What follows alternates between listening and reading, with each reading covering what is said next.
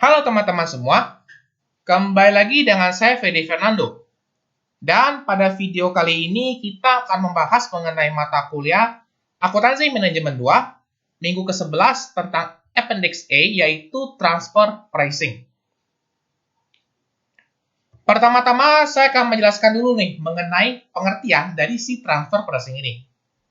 Transfer Pricing seperti namanya pricing berarti kita membahas mengenai harga, di mana harga yang dibebankan ketika suatu segmen dalam perusahaan menyediakan barang atau jasa kepada segmen lainnya, tapi masih dalam lingkup perusahaan yang sama. Kalau saya sampaikan dalam bahasa yang sederhana, teman-teman, transfer pricing ini adalah harga teman atau harga saudara sendiri. Di mana logikanya, kalau misalkan teman-teman itu jual ke saudara atau ke teman dekat sendiri, maka teman-teman itu akan memberikan harga yang lebih murah ketimbang teman-teman menjual kepada pihak eksternal. Nanti, di dalam transfer pricing ini akan dinyatakan dalam suatu range atau kita sebut sebagai rentan. Ketentuannya, di mana minimum acceptable price ya akan lebih kecil atau sama dengan dari price, dan price akan lebih kecil atau sama dengan dari maksimum purchase price. Ketentuannya memang seperti ini teman-teman, karena logikanya, kalau misalkan teman-teman itu jual barang ke teman atau saudara sendiri, harganya itu lebih tinggi daripada saudara teman-teman itu beli dari pihak luar, otomatis saudara teman itu akan membeli barang dari pihak eksternal. Ya. Jadi dia nggak beli dari kita, teman-teman. Nah, tujuan dari transfer pricing ini supaya memotivasi manajer agar memberikan usaha terbaik bagi perusahaan secara keseluruhan. Berarti di sini kita sebutnya ada dua pihak ya. Ada divisi pembeli sama divisi penjual. Nah, keuntungan bagi divisi pembeli sudah jelas, di mana saudara teman-teman itu bisa dapetin harga yang lebih murah ya dari si temannya sendiri. Sedangkan keuntungan bagi si divisi penjual itu supaya mereka bisa tetap jual barang ya, tetap jual barang, tapi mereka juga bisa memangkas ongkos-ongkos yang terjadi. Misalkan kayak ongkos teman-teman melakukan pengiriman barang. Kalau jual ke perusahaan sendiri kan nggak perlu ya, jadi langsung biaya-biaya seperti itu bisa dipangkas atau dipotong. Di sini, yang perlu kita cari sebenarnya adalah minimum acceptable price, teman-teman. Karena biasanya maksimum purchase price-nya itu sudah dikasih tahu di soal. Di mana minimum acceptable price itu adalah variable cost per unit transfer ditambah dengan total contribution margin loss dibagi dengan total unit transfer. Nah, di sini total contribution margin loss ini perlu kita cari lagi, teman-teman. Di mana rumusnya adalah unit selling price akan kita kurangin dengan variable cost yang terjadi. Kemudian barulah kita kalikan dengan si unit sacrifice-nya. Ya, mungkin kalau teman-teman sekarang lihat rumusnya agak bingung, tapi nanti kalau misalkan udah masuk ke pembahasan soal, teman-teman bakal paham. Di sini saya akan memberikan sedikit contoh. Anggaplah ada perusahaan namanya PT FF ACC. Di mana PT FF ACC ini memproduksi dua produk ya, jadi ada dua divisi. Anggaplah satu divisi beras ketan ya, jadi dia memproduksi tepung dari beras ketan, dan divisi kedua itu adalah divisi yang memproduksi kue mochi. Ya ini sebenarnya statement yang random aja, yang saya cuma cari contoh yang mungkin kepikiran di otak saya aja. Dimana, kalau misalkan si divisi mochi ini beli barang, misalkan beli tepung ketannya itu misalkan 35.000 dari pihak eksternal. Nah, kalau misalkan harga yang ditawarin oleh divisi beras ketan ini bisa lebih murah dari 35.000, otomatis dia bakal ambil. Maka transfer pricing bisa terjadi. Sebaliknya, kalau misalkan tiba-tiba si divisi tepung beras ketan ini jual 37.000, padahal kalau si mochi ini beli di eksternal itu bisa 35.000, teman-teman. Otomatis si divisi mochi ini akan reject atau bakal tolak. Maka tidak terjadi yang namanya transfer pricing, teman-teman. Seperti itu. Oke, mungkin untuk teorinya sudah cukup jelas. Nanti kita akan lanjutkan dengan pembahasan problem yang ada.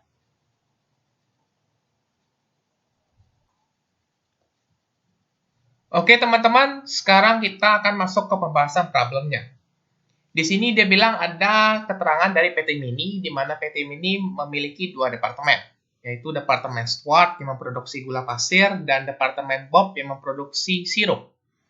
Guru sebagai manajemennya ya ingin menekan biaya produksi sirup sehingga mempertimbangkan untuk membeli gula pasir dari departemen Stuart. Nah, dari kasih tahu nih informasinya apa aja untuk terkait divisi Stuart selama tahun 2021. Satu, di sini dia membahas ya mengenai bahwasanya satu bungkus gula pasir itu butuh bahannya apa aja dan harganya itu berapa.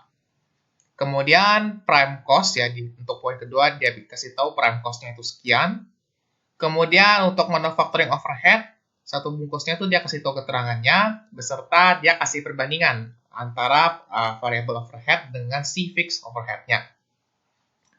Kemudian di nomor 4, di sini variable selling and administrative-nya dia bilang ada terdiri dari apa aja, ada dia pengemasan, biaya penjualan, biaya pengiriman ya.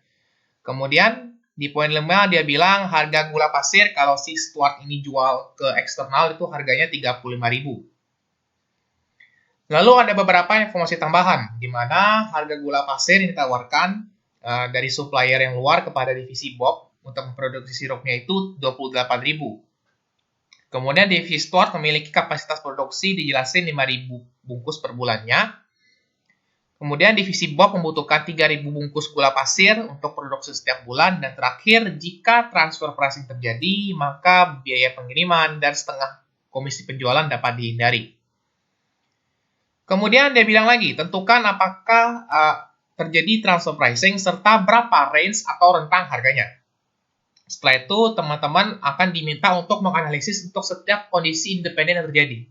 Jadi kondisi pertama, kondisi kedua, sama kondisi ketiga itu nggak berkaitan ya teman-teman ya. Jadi ini kalau misalkan segini gimana, kalau misalkan segini gimana, kalau misalkan segini gimana teman-teman. Oke, tanpa panjang dan lebar, kita akan langsung masuk ke pembahasan soalnya. Di sini sebelum kita masuk ke hitungan transfer pricing-nya, teman-teman siapin dulu apa aja yang diketahui di soal.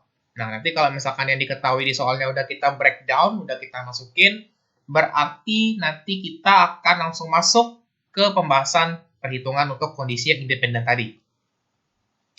Pertama, kita akan coba menghitung variable cost-nya terlebih dahulu.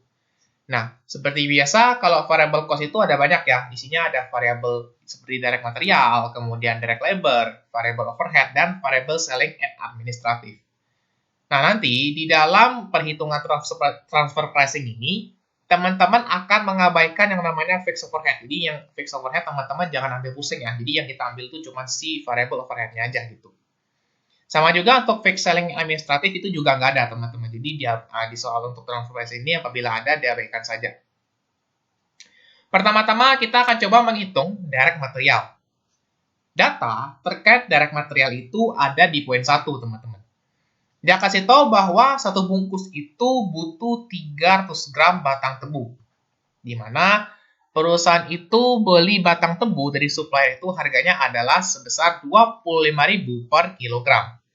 Jadi silakan teman-teman masukin ya 3.000 per 1.000 ya, atau langsung kalau teman-teman misalkan mau konversi dari gram ke kilogram langsung teman-teman bagi aja. Atau teman-teman langsung konversi aja ke 0,3 kalau misalkan teman-teman udah tahu. Berarti 0,3 kita akan kalikan dengan harga per kilonya, yaitu 25.000. Nah, kalau teman-teman kalikan dapat hasil sebesar 7.500 untuk direct materialnya. Sekarang kita akan masuk ke pembahasan dari direct labor-nya. Untuk data dari direct labor, ini teman-teman perlu make sure ya. Ini teman-teman silakan ambil dari data yang ada di poin 2. Nah, di sini dia kasih tahu, prime cost dari satu gula pasir itu harganya adalah 12.500 teman-teman. Balik ke teori Ahmed satu lagi, prime cost itu isinya ada dua, yaitu ada direct material sama direct labor. Ya, jadi di sini kan kita udah tahu nih berapa direct materialnya. Jadi kita tinggal selisihin aja nih, ya. Prime cost-nya yaitu 12.500, kita kurangin dengan 7.500 teman-teman. Dapat hasilnya adalah sebesar 7.500. Next, kita bakal lanjut lagi untuk pembahasan variable overhead-nya. Di sini, untuk variable overhead, dia soalnya agak diputar-putar, di mana dia nggak kasih tahu secara langsung ya, untuk variable overhead-nya itu berapa. Tapi teman-teman harus cari dulu. Dia cuma kasih tahu bahwa manufacturing overhead untuk satu bungkus gula pasir itu adalah 1,8 kali dari biaya direct material untuk satu bungkus gula pasir. Jadi, untuk MOH-nya itu teman-teman silakan langsung masukin aja 1,8 dikali dengan direct materialnya per bungkus, yaitu sebesar 7.500. Jadi 1,8 dikali 7.500 dapat hasil sebesar 13.500. Ini MOH teman-teman, ini MOH per unit. Di mana MOH itu isinya ada dua, yaitu variable overhead dan fixed overhead. Jadi kita nggak boleh nih langsung masukin 13.500 ke dalam perhitungannya, tapi kita bakal breakdown lagi. Tapi ingat tadi ketentuan di awal yang saya bilang, fixed overhead di sini nggak kepake teman-teman. Jadi kita cuman fokus ke si variable overhead-nya aja. Makanya di sini keterangannya cuman variable overhead aja. Nah, untuk mencari variable overhead, kita udah bisa sekarang nih, karena kita udah dapat angka dari manufacturing overhead-nya.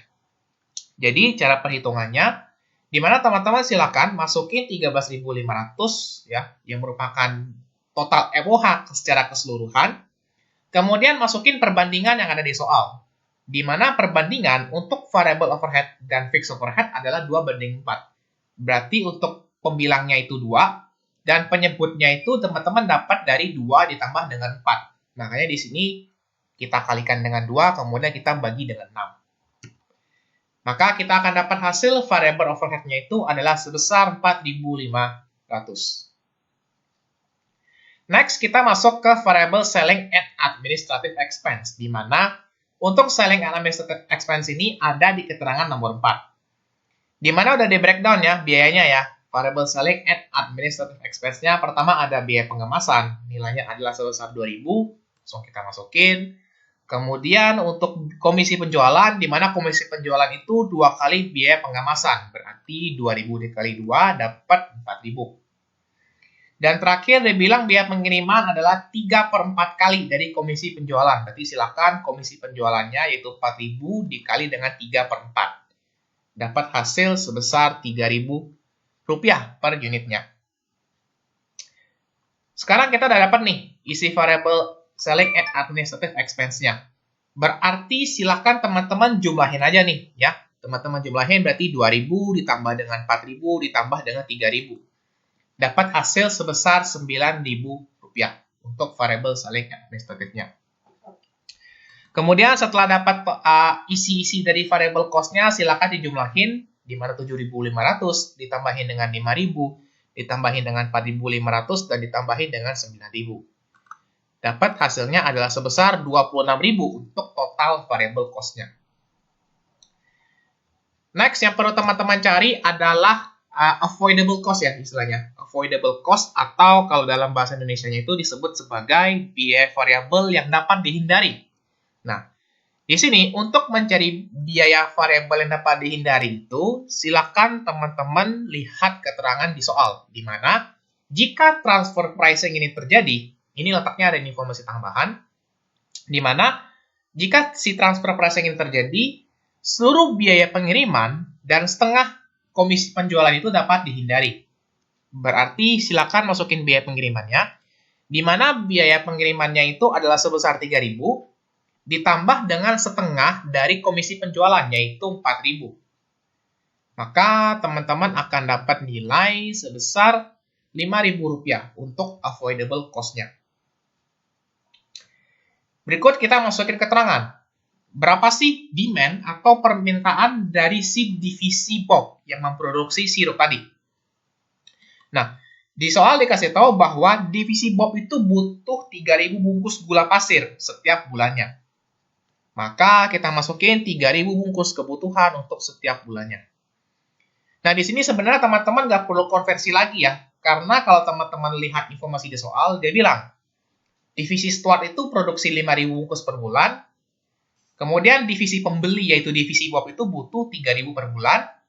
Dan di soal pun dia bilang apabila dijual per bulannya sebesar sekian. Jadi teman-teman nggak perlu konversi ke tahun, karena semua satuannya udah sama. Itu. Berikutnya kita masuk ke harga jual dari divisi Stuart, di mana di soal udah dikasih tahu, di mana harga jualnya adalah sebesar 35.000, ada di poin 5. Dan untuk maksimum acceptable cost atau acceptable transfer price-nya itu teman-teman silakan ambil dari harga jual dari supplier eksternal. Ya, saya ulangi lagi. Untuk maksimum acceptable transfer price, ini maksudnya itu kalau kita pakai bahasa sederhana itu harga pihak luar, teman-teman. Harga pihak luar.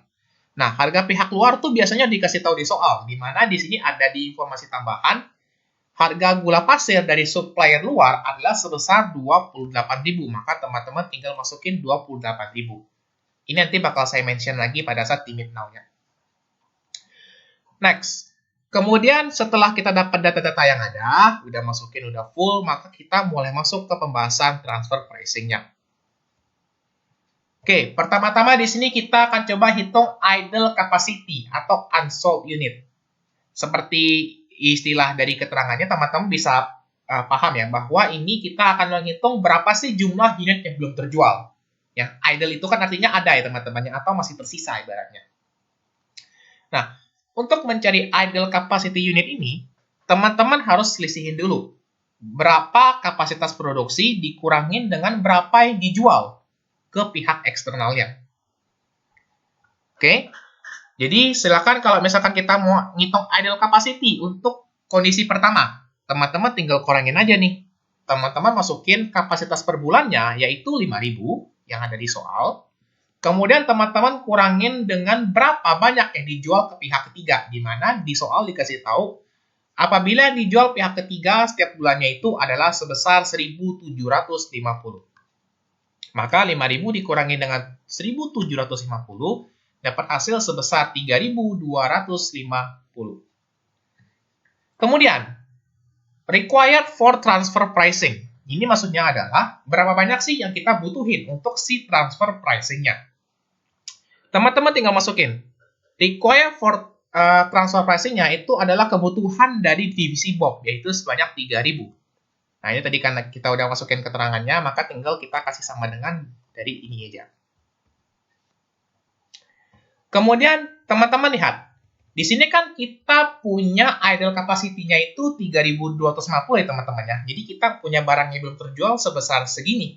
Tapi kita butuhnya itu ternyata lebih kecil, teman-teman. Maka tidak ada unit yang kita sacrifice atau unit yang kita korbankan. Maka di sini silakan teman-teman masukin 0. Ya, karena nilai yang kita butuhkan untuk transfer pricing itu lebih kecil daripada idle capacity-nya. Itu. Oke. Next, kita akan masuk ke minimum acceptable transfer pricing. Ya, ini maksudnya itu adalah berapa sih harga jual minimum yang bisa diterima oleh divisi penjual. Ya, jadi maksudnya teman kalian itu mau jualnya itu seenggaknya berapa, teman-teman. Jadi divisi temannya itu seenggaknya mau berapa minimal gitu. Untuk mencari minimum acceptable transfer pricing, teman-teman akan menggunakan rumus yang sudah saya lampirkan di bawah dari tadi. Mungkin teman-teman juga udah lihat dan di pembahasan teori pun tadi sudah saya sempat lampirkan juga. Di mana untuk mencari minimum acceptable transfer pricing itu teman-teman harus masukin. Pertama adalah variable cost per unit transfer. Nah, variable cost per unit transfer ini maksudnya gini teman-teman. Jadi kita akan coba menghitung berapa biaya variabel yang tersisa jika kita menjual ke pihak internal atau ke teman kita sendiri. Jadi, variable cost-nya ini nggak boleh teman-teman mentah-mentah masukin yang total variable cost yang ada di hitungan kita tadi. Jadi kita nggak boleh masukin yang si 26.000 ini nggak boleh teman-teman. Ya, karena kan kalau kita jual ke pihak internal, berarti ada biaya atau ada cost yang bisa kita pangkas atau ada cost yang bisa kita potong. Maka untuk mencari variable cost per unit transfer itu kita harus selisih dulu. Jadi kita masukin berapa total variable cost-nya.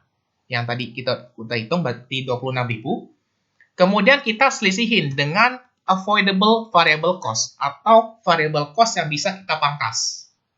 Nah, kita selisihin berarti 26.000 dikurangin dengan 5.000 dapat 21.000. Kemudian kita akan coba menghitung berapa total contributed margin loss-nya dibagi dengan total unit transfer. Di sini untuk mencari total contribution margin itu ada cara teman-teman, di mana unit selling price ya. Unit selling price itu berarti kalau teman-teman lihat di soal, unit yang dijual, ya, unit selling price-nya itu berarti ada sebentar. Ada 35.000, ya. Jadi maksudnya ini unit selling price ini adalah harga jual per unitnya. Kemudian kita kurangin dengan variable cost yang asli, teman-teman, ya. Ini kalau misalkan kita mengandaikan kalau kita jual ke pihak eksternal dulu. Kemudian teman-teman akan kalikan dengan unit sacrifice, ya, seperti keterangan yang sudah saya kasih di bawah. Kemudian teman-teman bagi dengan required for transfer pricing-nya atau total unit transfer. Nah, di sini karena unit yang di sacrifice-nya itu 0, berarti teman-teman kalau misalkan di ulangan langsung aja masukin 0, teman-teman. Tapi di sini karena saya menjelaskan secara lengkap, maka saya masukin hitungannya dari awal sampai akhir. Itu. Oke. Setelah kita dapat berapa total contribution margin loss dibagi dengan total unitnya, maka langkah berikutnya kita akan coba jumlahin. Sebentar, ini Excel saya agak nge-lag, teman-teman.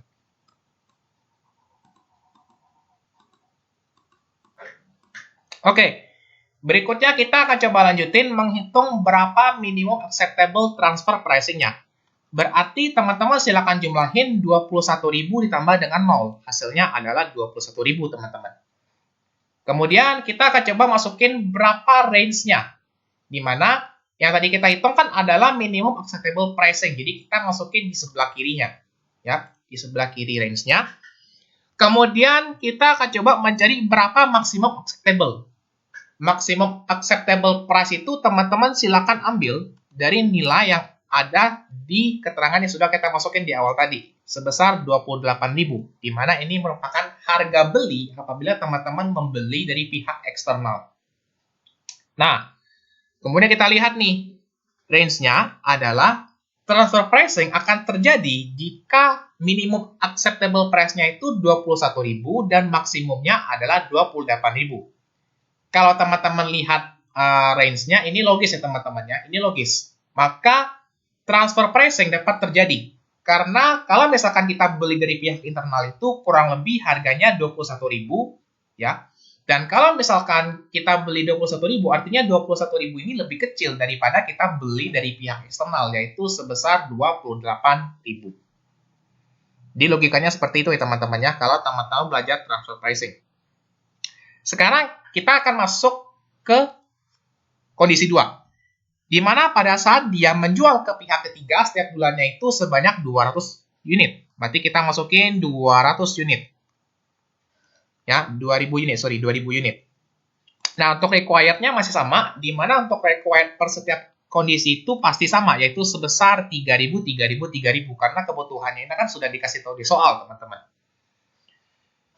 Lalu kita akan coba menghitung berapa idle capacity unsold per unit atau unsold unit untuk kondisi kedua.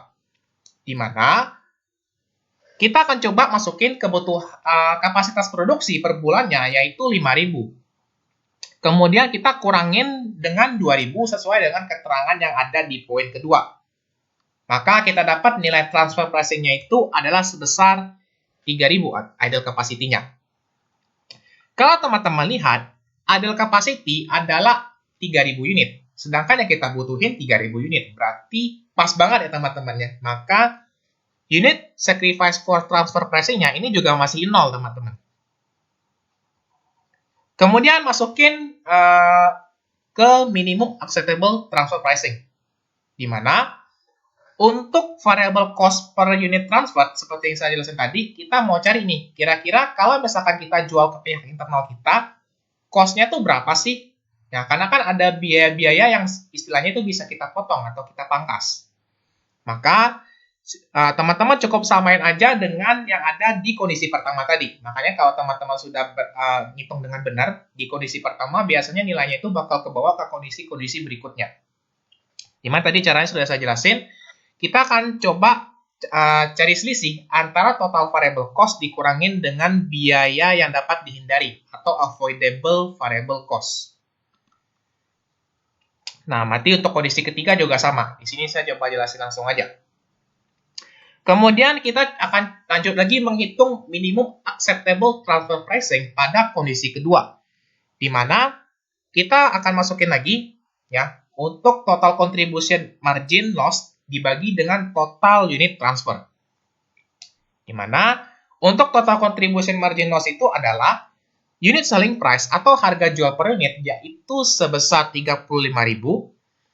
Kita akan coba kurangin dengan variable cost yang terjadi sebesar 26.000.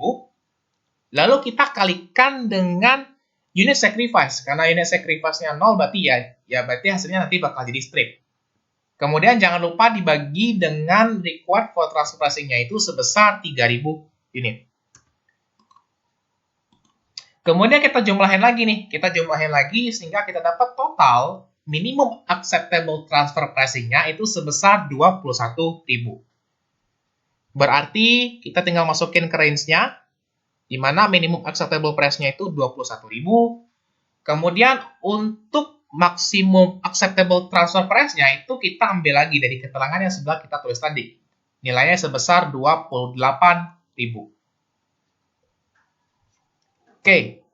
Sekarang, kalau teman-teman lihat lagi, ini range-nya masih sama ya, karena memang kondisinya nggak berubah, teman-teman.